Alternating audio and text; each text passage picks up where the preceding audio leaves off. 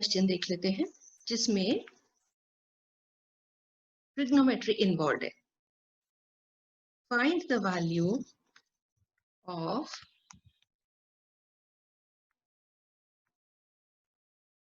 k if fx is continuous at x equal to pi by 2।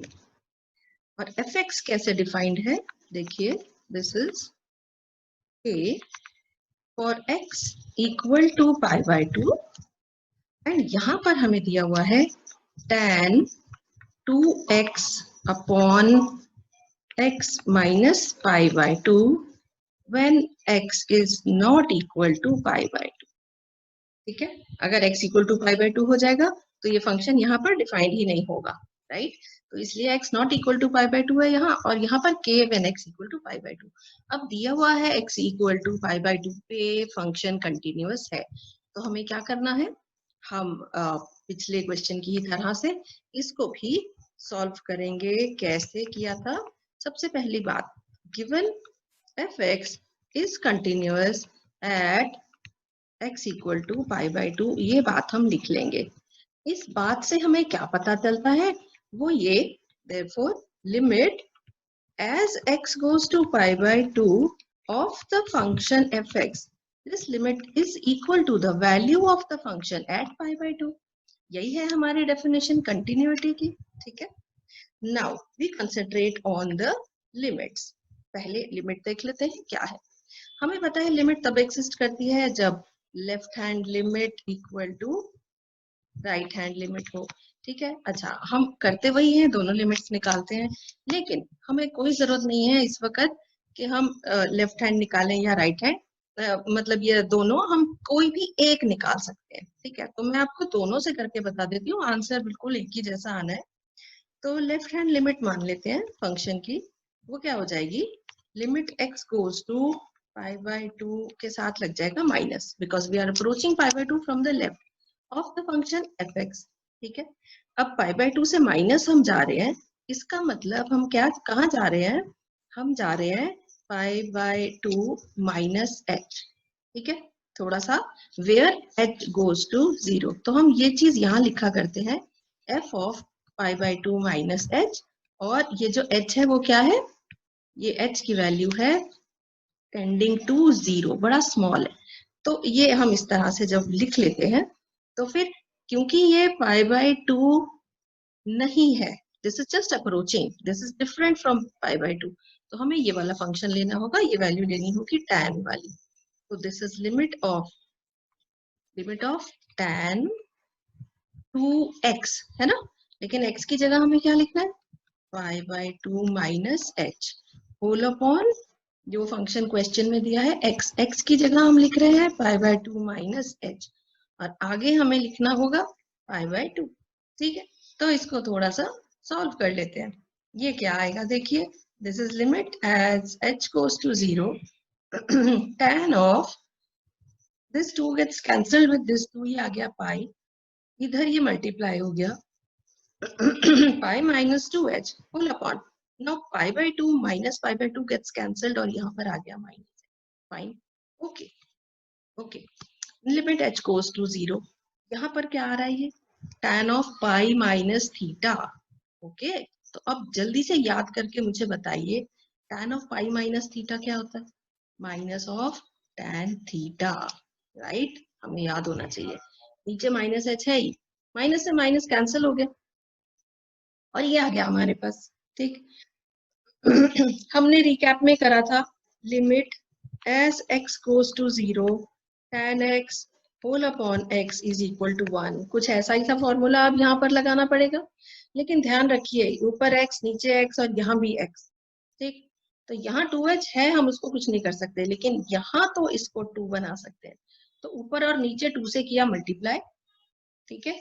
और अब इस h का क्या करें, इस h के लिए आपको लिखना पड़ेगा एज h गोज टू 0, अगर कोई वैल्यू 0 पे जा रही है तो उसको 2h करने से भी तो वो 0 पे जाएगी, ये हमें लिखना पड़ेगा, please be careful. Therefore left hand limit हम कैलकुलेट कर रहे हैं, ये हो जाएगी limit 2h goes to 0, 2 constant है बाहर आ गया, यहाँ लिख दिया tan 2h अपॉन 2h। आपको पता है 11th में ही सीखा था, ये कांस्टेंट्स हम बाहर भी ले सकते हैं, ठीक है। और अब ये बाय द फॉर्मूला आ गया 1, सो 2 into 1, आपको लेफ्ट हैंड लिमिट मिल गई 2, ठीक है। ये बात क्लियर है। अब अगर आपको चेक करना है कि राइट हैंड लिमिट से क्या आएगा, तो भी जल्दी से देख लेते हैं। या आप लेफ्ट हैंड लिमिट निकालेंगे या राइट हैंड, ये प्लीज ध्यान रखिएगा। तो मैं इसके लिए इसको अलग से ही आपको बता देती हूँ। या लेफ्ट हैंड या राइट हैंड निकालेंगे बेटा, दोनों की जरूरत नहीं है, फंक्शन कंटिन्यूअस है। तो जल्दी से समझ लेते हैं, राइट हैंड लिमिट में क्या हो जाएगा, x goes to π/2 plus of fx, ठीक है। इसका मतलब क्या है, ये हो जाएगा limit x goes to π/2 plus h, where h goes to 0। Again fx निकालनी है हमने, हम यहाँ पर अगर fx ही लिखे रहने दें, तो अब यहाँ हो गया limit h goes to 0 f of π/2 plus h। तो अगेन ये π/2 नहीं है, ठीक है, इसलिए हमें वही वैल्यू लेनी होगी फंक्शन की, ये वाली tan 2x upon x minus π/2, ठीक है जी।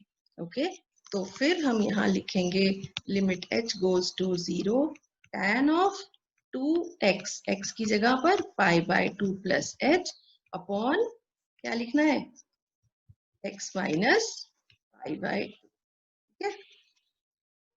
हाँ, x की जगह पर आ रहा है π/2 प्लस h, राइट। ओके, पहले की तरह इसको भी सॉल्व कर लेंगे।